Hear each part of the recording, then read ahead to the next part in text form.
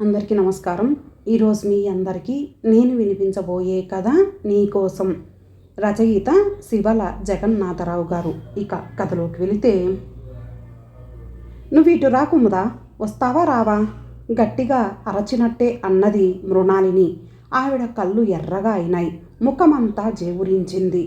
ఒక నిమిషం అలాగే కూతుర్ని తదేకంగా చూసి గబగబా వచ్చి, కుముదా నా మాట వినమ్మా, మంచిదానవు కదూ, చూడు నువ్వలా మొండికేయడం మంచిది కాదు అని చెప్పింది, గొంతుని సాధ్యమైనంత సౌమ్యంగా పలికించుతూ. కుముద తల్లివైపు చూసింది. అమ్మ అట్లా ఎందుకే అరుస్తావు అన్నది కోపంతో. నేను అరిచానా? ఉత్తనే పని పాటు లేకుండా అరుస్తున్నానా? ఎంత పొగరే నీకు? నా మాట అంటే అసలు లక్ష్యం లేకుండా పోయిందేమిటే నీకు? నుదుట చేత్తో కొట్టుకుంది మృణాలిని. నువ్విటు వస్తావా రావా? రాను రాను రాను మృణాలిని ఆగ్రహంతో ఒక తిట్టు ఉపయోగించింది. దానితో కుముదకి పౌరుషం దుఃఖం వచ్చి చేతుల్లో ముఖం దాచుకున్నది. ఏడవనైనా ఏడుస్తావు కానీ నీ మొండితనం మానవేం? జవాబు రాలేదు. మృణాలిని విసవిసలాడుతూ ఇంట్లోకి వెళ్ళింది. సోఫాలో కూర్చొని ఆలోచించసాగింది. ఎదురుగా గోడ గడియారంలో పెద్ద ముళ్ళు వేగంగా కదులుతున్నది. కూతురిని ఏం చేయాలో, దాని బుద్ధి ఎట్లా మార్చాలో ఏమీ బోధపడటం లేదు మృణాలినికి. కుముద తనకి పెద్ద తలనొప్పిగా తయారయ్యింది ఈ మధ్య. వీధి తలుపు ఎవరో తడుతున్నారు. కుముద వెళ్ళి తలుపు తీ. కుముద లేచి వెళ్ళగానే మృణాలిని గబాల్న లేచింది. గబగబా వెళ్ళి ఇందాక కుముద కూర్చున్న కిటికీ తలుపులు 4 వేసేసి గడియలు బిగించి వేసింది. అమ్మ మామయ్య వచ్చాడే చెప్పింది కుముద. అంతలో శ్రీహరిరావు సంచితో వచ్చి అక్కయ్యని పలకరించాడు. బాగున్నావా తమ్ముడు? మరదలు పిల్లలు కులాసానేనా? కాసేపు తమ కుటుంబ విశేషాలు కబుర్లు చెప్పుకున్నారు. బావ ఏడి? ఆఫీస్కి వెళ్ళాడా? అవును. నువ్వేమిటిలా అయిపోయావు? అక్కయ్య మొహంలో మునుపటి ఉత్సాహం లేదేమిటి? ఒంట్లో బాగోలేదా? అలా అయితే నాకెందుకు ఉత్తరం రాయలేదు? ఆరాటంతో అన్నాడు శ్రీహరిరావు. మృణాలిని నిట్టూర్చింది. ఒంట్లో ఎందుకు బాగోలేదురా, బాగానే ఉంది అంది నెమ్మదిగా. మరైతే అలా కనిపిస్తున్నావేమిటి? ఎలా కనిపిస్తున్నాన్రా? చాలా డల్గా, ఏదో నిరుత్సాహంగా మృణాలిని తమ్ముడిని దగ్గరగా పిలిచింది. శ్రీహరి, ఇదిగో కుముదే నాకు ఒక తలనొప్పి, రోగం అయ్యిందిరా అన్నది దిగులుతో. అదేమిటక్కయ్యా, కుముద ఏం చేసింది అంటూ శ్రీహరిరావు ఆలోచించాడు. అది నీకిష్టం లేని పని ఏదైనా చేస్తోందా? అవునరా శ్రీహరి, కుముదకు ఏదో వెర్రి పట్టిందిరా. ఏం వెర్రో కొంపదీసి ప్రేమ వెర్రి కాదు కదా? సరిగ్గా పోల్చావురా. అదే అదే శ్రీహరిరావు కుముద దగ్గరికి వెళ్ళి నవ్వుతూ అడిగాడు. ఏమే, నీకు ప్రేమ పిచ్చి పట్టిందట? మీ అమ్మ గోల పెడుతోంది. కుముద నవ్వేసింది ఆ మాటకి. ఆ సాయంత్రం మృణాలిని భర్త చక్రధరం ఆఫీస్ నుంచి రాగానే అంతా కలిసి సినిమాకు వెళ్ళారు. అది పాత తెలుగు సినిమా కథ. బాగుంది, పాటలు బాగున్నాయి, దర్శకత్వం బాగా చేశాడాయన. మృణాలిని ఒక దృశ్యంలో ఒక పాత్రని తమ్ముడికి చూపించింది. ప్రేక్షకులు ఆ పాత్ర నటనకి నవ్వుతున్నారు. శ్రీహరిరావు నవ్వి, ఏంటక్కయ్యా ఏదో చెబుతున్నావు అడిగాడు. ఎలా ఉంది ఆ పాత్ర? నవ్వొస్తోంది. మృణాలిని తమ్ముడికి దగ్గరగా జరిగింది. అతడి చెవిలో మెల్లిగా చెప్పింది. 5 నిమిషాల సేపు వింటూ శ్రీహరిరావు విస్తుపోయాడు. నిజంగా అన్నాడు. ఆ మాట చాలాసార్లు అన్నాడు. అదేమిటే, మన కుముదకి మతిపోయిందా అన్నాడు ఆశ్చర్యపోతూ. దాని బుర్ర పూర్తిగా పాడైపోయిందిరా. అదే నాకిప్పుడు చాలా బాధగా ఉంది. ఎక్కడైనా ఇలాంటివి మనం ఎరుగుదుమా? ఈ వెర్రి కుట్టి ఎంత మతి లేకపోతే అలాంటి మనిషిని ఇష్టపడుతుంది? శ్రీహరిరావు ఏమీ మాట్లాడలేకపోయాడు చాలాసేపు. బావకి తెలుసా అడిగాడు తర్వాత. ఇది అలా ఆ కిటికీ దగ్గర చూస్తుంటే తెలియదా? ఇది బొత్తిగా తెగించిపోయిందిరా. ఆ మనిషినే కట్టుకుంటుందట. అసలు వాళ్ళిద్దరికీ పరిచయం ఎలా? పరిచయం అవటం ఏమిటి? ఇది ఈ మధ్య ఇక్కడ అదే పనిగా వదలకుండా ఉంటే మొదట ఏమిటో అనుకున్నాను నేను. ఊసుపోక అక్కడ కూర్చుందనుకున్నా. తర్వాత బోధపడింది. దీని కళ్ళు ఎటున్నాయో, దీని బుర్ర మనసు ఎటు ఉన్నవో. చెబితే వినడం లేదు. నేనేం అబద్ధం చెప్పాను అంటుంది. అట్లా కూర్చొని ఆ మనిషి ఎప్పుడు ఏం చేస్తున్నాడో చూస్తూ ఉంటుంది. దీనికి నచ్చాడట. చూడు, ఆ మనిషి మాటలిష్టం పాటలిష్టమట. బాగున్నదా, ఆ మనిషినే పెళ్లి చేసుకుంటుందట. కుముదను అంతా అడిగాడు శ్రీహరిరావు. అవును అంది కుముద. అతన్నే పెళ్లి చేసుకుంటావా? ఏం సుఖపడతావు? అది నా స్వవిషయం. ఎవరైనా చూసినా విన్నా హర్షించరు. చాలా ఇదిగా విమర్శిస్తారు, వేలాకోలం చేస్తారు, పిచ్చిదంటారు నిన్ను. అమ్మ అభిప్రాయంతో నేను ఏకీభవించలేను మామయ్య. అంటే నా హృదయం చెబుతోంది. ఏమని? అతను మీరనుకున్నలాంటి మనిషి కాడని. శ్రీహరిరావు ఈ మాటని అక్కతో చెప్పాడు. దాని మొహం నాకు బాగా తెలుసు అన్నది మృణాలిని. ఎట్లా తెలుసు? వాళ్ళ తాతగారే నాతో చెప్పారు. తాతగారా? ఏం చెప్పారు అక్కయ్య? నేనేదో నిన్ను ఇలా తర్కిస్తున్నానని అనుకోకు. ఇది చాలా విపరీతమైన, ఎంతో సున్నితమైన విషయం. చూడు, అది ఒకలా చెబుతోంది, నువ్వు మరొకలా చెబుతున్నావు. నేనేది నమ్మేది? అతగాడి తాతగారు నీకు చెప్పారంటున్నావు. నేను ఆయనతో మాట్లాడనా ఒక్కసారి? మృణాలిని నవ్వి, ఆయన ఎక్కడున్నారిప్పుడు అంది. ఎక్కడికి వెళ్ళారు? ఊరికే? స్వర్గానికి పోయి 6 మాసాలవుతున్నది. అయితే ఎట్లా? వాళ్ళ మదర్నో ఫాదర్నో? ఎంత వెర్రియాడివిరా నువ్వు. ఆయనైతే పూర్వకాలం వాడు కనుక చెప్పాడు, కానీ ఫాదరు మదరు చెబుతారా ఇలాంటివి? అందులో ఆ మనిషి అట్లా షోక్గా తయారైతే పైన ఎవరు పోల్చుతారు? మీసం గడ్డం లేని వాళ్ళు చాలామంది ఉన్నారు. బొంగురు కంఠంతో టిప్ టాప్గా తిరుగాడే వాళ్ళు ఎందరు లేరు? కాకపోతే ఇతగాడు ఆ తరహాలాగా ఆడవేషం వేయడంతో ఏమైనా ఆ తిప్పుకోవడం, ఆ నడక, ముఖ్యంగా నాకు వాళ్ళ తాత చెప్పాడు. అది విన్నదాన్ని చూస్తూ ఎట్లా కుముదనిచ్చేది? శ్రీహరిరావు దీర్ఘంగా నిట్టూర్చాడు. అయితే ఇప్పుడేం చేయాలి? వాళ్ళు ఆలోచించి ఒక నిర్ణయానికి వచ్చారు. ఆ రోజు శ్రీహరిరావు 2 వారాలు ఆఫీస్కి సెలవు పెట్టాడు. ఎక్కడెక్కడో వెదికి మంచి సంబంధం తీసుకొచ్చాడు. కుముద అభిప్రాయంతో ప్రమేయం లేకుండా ముహూర్తం పెట్టారు. కుముదని ఒత్తిడి చేసి బలవంతంగా వివాహం జరిపించారు. పెద్దవాళ్ళు అనుకున్నదొకటి, కుముదకి వయసు వచ్చింది. దాని ప్రభావంతో ఇట్లా ప్రవర్తించింది. దానికి పెళ్ళే మందు. కుముద అత్తవారింటికెళ్ళిపోయింది.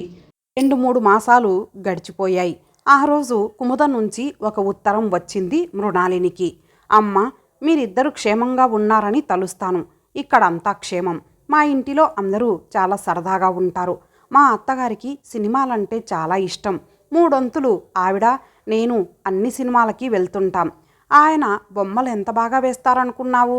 నా బొమ్మ రకరకాల ఫోజుల్లో వేశారు. ఈసారి వచ్చేటప్పుడు కొన్ని తీసుకువచ్చి మీకు చూపిస్తాలే. ఇంకేమిటి సంగతులు? నాకు బాగా కాలక్షేపం అవుతోంది. మన ఇంటిలో అయితే తోచేది కాదు.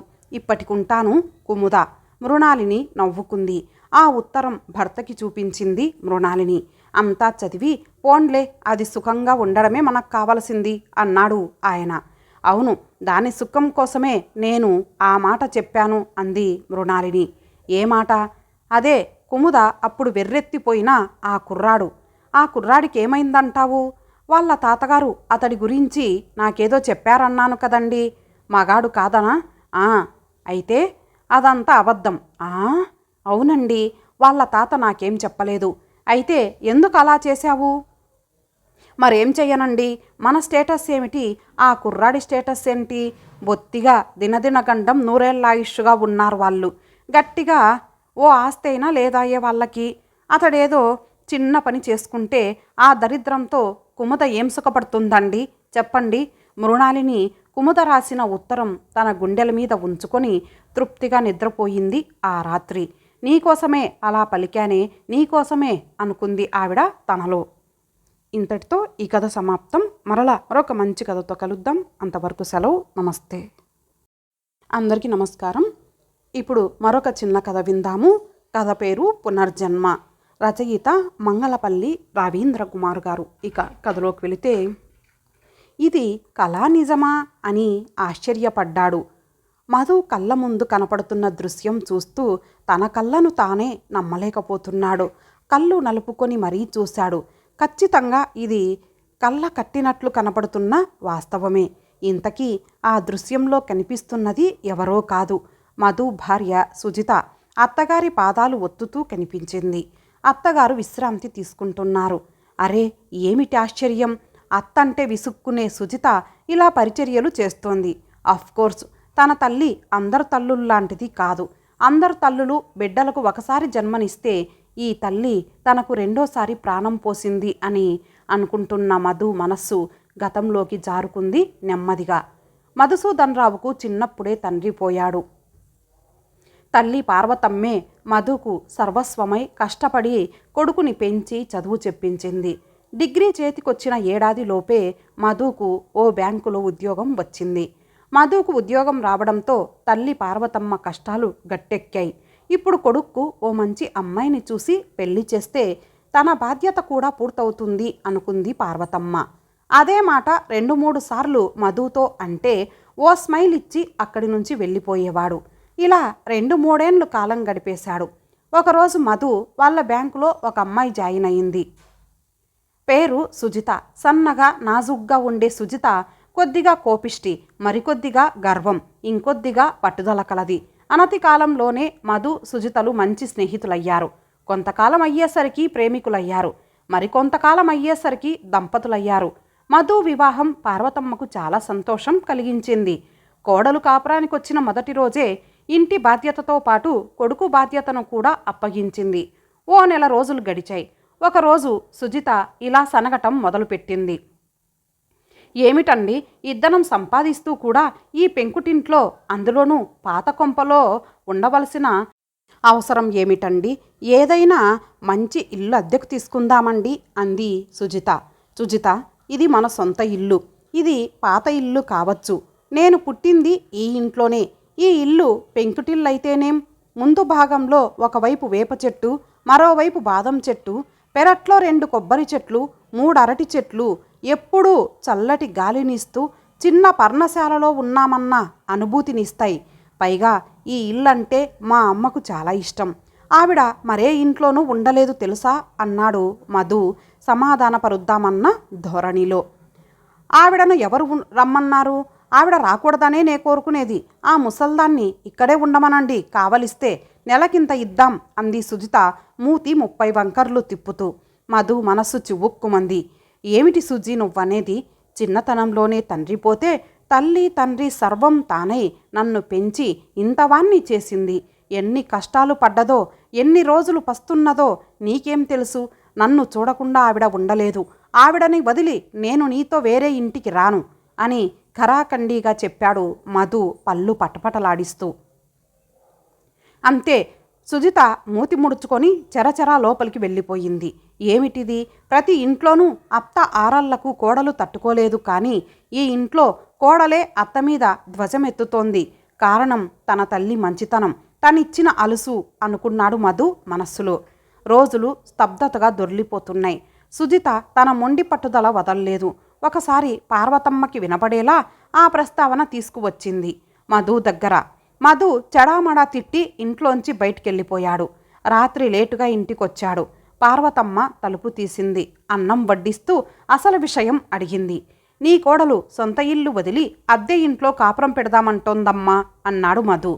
పోనీలేరా, కోడలికి నేను మీతో ఉండటం ఇష్టం లేదులా ఉంది. నేను ఈ ఇంట్లోనే కాలం వెల్లదీస్తాను. మీరేదైనా మంచి ఇల్లు తీసుకొని కొత్త కాపురం పెట్టండి అని సలహా ఇచ్చింది లోపలి బాధని దిగమింగుకుంటూ. అదేంటమ్మా, అదేం చెబితే అదే చెయ్యాలా? పైగా నిన్ను చూడకుండా నే ఉండలేను అన్నాడు. ఇదే ఊర్లో ఉంటాం కదురా, నీకు నన్ను చూడాలన్నప్పుడల్లా వద్దువు. కానీ నీకోసం తన వాళ్ళని వదులుకొని వచ్చిన నీ భార్య కోరిక తీర్చటం నీ కనీస ధర్మం అంటూ నచ్చజెప్పింది కొడుకు తల నిమురుతూ పార్వతమ్మ.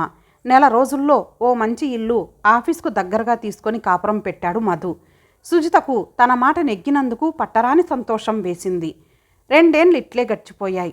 ఒకరోజు మధు కొద్దిగా జ్వరంగా ఉందని ఆఫీస్కు సెలవు పెట్టి ఇంట్లో విశ్రాంతి తీసుకుంటానన్నాడు. సుజిత ఒక్కర్తే ఆఫీస్కెళ్ళింది. సాయంత్రం ఆఫీస్ నుండి వస్తూ ప్రక్క సందులో ఉన్న ఓ డాక్టర్ గారిని వెంటబెట్టుకొచ్చింది. మధు చలితో వణికిపోతున్నాడు. నడుం నొప్పితో మూలుగుతున్నాడు. డాక్టర్ గారు పరీక్షించి మందులు రాసిచ్చి ఓ ఇంజెక్షన్ చేశారు. బాగా విశ్రాంతి అవసరం అని చెప్పి వెళ్ళిపోయాడు. 2 రోజుల్లో జ్వరమైతే తగ్గింది, కానీ నీరసం తగ్గలేదు. వారం రోజుల్లో నీరసం కూడా సర్దుకుంది. మళ్ళీ వారం తిరిగేసరికి మరలా జ్వరం, నడుం నొప్పి, తిన్నది అరక్కపోవటం, వాంతి చేసుకోవటం. సుజితకు ఈసారి భయం వేసింది. వెంటనే అత్తగారింటికి వెళ్ళి మధుకు సుస్థిగా ఉందని చెప్పి తీసుకొచ్చింది. డాక్టర్ గారు వచ్చి కంగారు పడనవసరం లేదు, ఇదో రకం జ్వరం అని చెప్పి మందులిచ్చి వెళ్ళాడు. పార్వతమ్మ మధు మంచం దగ్గరే కూర్చొని సేవలు చేసేది. వారం రోజుల్లో కోలుకున్నాడు మధు. 10 రోజులు తిరిగేసరికి మరలా నడుం నొప్పి అంటూ మెలికలు తిరగసాగాడు. జ్వరం కూడా ఉంది. డాక్టర్ గారికి ఈసారి అనుమానం వచ్చి రక్త పరీక్ష చేయించి ఏవో మందులు రాసిచ్చి కొన్ని రోజులు వాడి చూడమన్నాడు. మందులు వాడుతున్నాడు. మధు మొహం రోజు రోజుకు పీక్కుపోతోంది. ఏం తినాలన్నా సహించటం లేదు. తిన్నది వెంటనే వాంతి చేసేసుకుంటున్నాడు. సుజిత, పార్వతమ్మలకు మనస్సులో లేదు. మధుకు ఆరోగ్యం చేకూర్చమని 1000 దేవుళ్లకు మొక్కుకుంటున్నారు. మందులు, ఇంజక్షన్లతో మధు ఉక్కిరి బిక్కిరైపోతున్నాడు. అసలు రోగం ఏమిటో అంతుపట్టట్లేదు. ఉన్నట్లుండి మధుకు ఓ రోజు యూరినరీ ప్రాబ్లం వచ్చింది. దాంతో కంగారు మరీ ఎక్కువైంది. డాక్టర్ గారు వచ్చారు. ప్రాబ్లం ఏమిటని మధుని అడిగాడు. యూరిన్ కొద్దిగానే పడుతోంది, బ్లాడర్ ఉబ్బినట్లు అనిపిస్తోంది, ఏంటో నాకెందుకో చాలా భయంగా ఉంది అన్నాడు మధు దీనంగా మొహం పెట్టి. డాక్టర్ గారు యూరిన్ టెస్టులన్నీ చేయించారు. ఏం పర్వాలేదు, ఈ మందులు వాడండి, తగ్గిపోతుంది, మరేం భయపడనవసరం లేదు అంటూ ఆ ముగ్గురికి ధైర్యం చెప్పాడు. మధు రోజు మందులు క్రమం తప్పకుండా వాడుతున్నాడు. రోజు రోజుకు బలహీనపడుతున్నాడు. ఓ వారం తర్వాత యూరిన్ అసలు పడట్లేదు అంటూ గగ్గోలు పెట్టసాగాడు. సుజిత, పార్వతమ్మలకు కంగారు మరీ ఎక్కువైంది. డాక్టర్ గారు వచ్చారు. పరిస్థితి అంతా విని ఇహ లాభం లేదు, మధుని హైదరాబాదు తీసుకెళ్ళండి. అక్కడ డాక్టర్ ధారి అని నాకు తెలిసిన ఓ పెద్ద డాక్టర్ ఉన్నారు, ఆయనకు ఉత్తరం రాసిస్తాను, ఆలస్యం చేయవద్దు అంటూ ఓ వైట్ పేపర్ మీద బరబరా రాసి సుజిత చేతికి ఆ ఉత్తరం ఇచ్చి, మీరేం కంగారు పడకండి, ఆయన ఇలాంటి కేసుల్ని జాగ్రత్తగా డీల్ చేస్తాడని ధైర్యం చెప్పి వెళ్ళిపోయాడు డాక్టర్ గారు. ఆ రాత్రికే హైదరాబాదు బయలుదేరారు ముగ్గురు. తెల్లారేసరికి హైదరాబాదు చేరుకుంది రైలు. డాక్టర్ దారి ఆసుపత్రి ఎక్కడుందని వెతుక్కుంటూ ఆసుపత్రి చేరుకున్నారు. ఆసుపత్రిలో చేర్చండి, ఇన్వెస్టిగేట్ చేయించాలి అని చెప్పారు. డాక్టర్ దార్ ఆ ఉత్తరం చదివి పక్కన పెడుతూ ఆసుపత్రిలో ఓ ప్రత్యేకమైన రూమ్లో మధుని చేర్చారు. యూరిన్ టెస్టు, బ్లడ్ టెస్టు, ఇంకా ఏవేవో పరీక్షలు చేశారు. వాటి రిపోర్టులన్నీ చూసిన డాక్టర్ ధార్కు అసలు సమస్య ఏమిటో తెలిసిపోయింది. సుజితను పిలిచి అసలు సంగతి చెప్పేశారు డాక్టర్ ధార్. మీ వారికి 2 మూత్రపిండాలు చాలా వరకు చెడిపోయాయి, వీలైనంత త్వరలో వాటిని తీసేయాలి. అంతేకాదు, ఎవరిదైనా ఒకరి మూత్రపిండం ఒకటి తెచ్చి అమర్చాలి, లేకుంటే యూరిన్లో ఉండే మలినమంతా రక్తంలో చేరిపోతుంది, మనిషి బ్రతకటం కష్టం. సుజితకు ఒక్కసారిగా గుండె ఆగినంత పని అయ్యింది. అయితే త్వరగా ఆపరేషన్ చెయ్యండి సార్, కావాలంటే నా కిడ్నీ ఒకటి డొనేట్ చేస్తాను, మా వారిని ఎలాగైనా బ్రతికించండి ప్లీజ్ అంటూ ప్రాధేయపడింది. సుజిత గద్గద స్వరంతో, ముకులిత హస్తాలతో, మేం ఉన్నది పేషెంటులని బ్రతికించటానికే కదమ్మా, కాకపోతే మధుకు నీ కిడ్నీ సరిపడదు, అతని తల్లివైపు వారెవరైనా కిడ్నీ ఇవ్వటానికి ముందుకొస్తే మంచిది, అదైనా సరిపోతుందో లేదో పరీక్షలు చేయించి కానీ చెప్పలేం, కిడ్నీ మార్చేలోపు వారానికి 2 సార్లు డయాలసిస్ చేయాలి, దీనికంతటికీ చాలా ఖర్చు అవుతుంది, ముందుగా చెప్పడం నా బాధ్యత కదా అన్నాడు డాక్టరు. సుజిత పార్వతమ్మ దగ్గరికి వెళ్ళి విషయాలన్నీ చెప్పి బోరున ఏడవసాగింది. పార్వతమ్మకు కొడుకు మూత్రపిండాలు చెడిపోయాయి అన్న వార్త వినేసరికి కాళ్ళ క్రింద భూమి కంపించినట్లు అనిపించింది. కొంచెం సేపట్లో షాక్ నుంచి తేరుకొని ధైర్యం కూడా తీసుకొని కోడల్ని ఓదార్చింది. ఏడవకు సుజిత, నా కొడుక్కి నా కిడ్నీ ఇస్తాను, అది వాడికి తప్పకుండా సరిపోతుంది, వాడు త్వరలో మామూలు మనిషి అవుతాడు అంటూ కోడలికి ధైర్యం చెప్పింది పార్వతమ్మ. ఆ మాటలు వింటుంటే సుజిత కళ్ళకి పార్వతమ్మ కొండంత ఎత్తు ఎదిగిపోయినట్లు అనిపించింది. ఇప్పుడు సుజితకు కొండంత ధైర్యం వచ్చింది. అత్తగారి కాళ్ళు కళ్ళకద్దుకుంది. పార్వతమ్మ కోడల్ని గుండెలకు హత్తుకుంది. డాక్టర్ ధార్ పార్వతమ్మ కిడ్నీలు ఆరోగ్యంగా ఉన్నాయో లేదో, అవి కొడుక్కి సరిపోతాయో లేదో పరీక్షలు జరిపారు. సుజిత తన తండ్రికి ఫోన్ చేసి విషయమంతా చెప్పి డబ్బుతో సహా హైదరాబాదు రమ్మంది. వారం రోజుల్లో ఆపరేషన్ అయిపోయింది. తల్లి కొడుకులకు ఏం పర్వాలేదు అని డాక్టర్ ధార్ చెప్పేసరికి సుజిత, ఆమె తండ్రి ఆనందానికి అవధుల్లేవు. సుజిత, ఆయన్ని చూస్తాను సార్ అంది డాక్టర్తో. ఓ 15 రోజుల దాకా ఇద్దరిని ఇంటెన్సివ్ కేర్లో ఉంచుతాం, మీరు వాళ్ళిద్దరి దగ్గరికి వెళ్ళరాదు, కావలిస్తే ఆ గ్లాస్ డోర్లోంచి వాళ్ళని మీరు చూసుకోవచ్చు అంటూ వెళ్ళిపోయాడు డాక్టరు. 2 నెలల తర్వాత మధుని హాస్పిటల్ నుండి డిశ్చార్జ్ చేశారు. నెలకోసారి వచ్చి చెకప్ చేయించుకోవలసి ఉందని చెప్పాడు డాక్టర్ దార్. మెలకువ వచ్చి చూసేసరికి తాను తన సొంత ఇంట్లో ఉండటం, ప్రక్కనున్న మంచం మీద తల్లి పడుకొని ఉంది. సుజిత కాళ్ళు ఒత్తుతూ పరిచర్యలు చేస్తూ కనపడటం మధుకు చెప్పలేనంత ఆనందం కలిగించింది. మధు నిద్రలేచాడని చూసి సుజిత అతని దగ్గరికి వచ్చింది. మనం కూడా అత్తగారితో ఇక్కడే ఉందామండి అంటున్న సుజిత కళ్ళల్లో అశ్రుబిందువులు స్పష్టంగా కనిపిస్తున్నాయి మధుకి. ఇంతటితో ఈ కథ సమాప్తం. మరొక మంచి కథతో కలుద్దాం. అంతవరకు సెలవు. నమస్తే.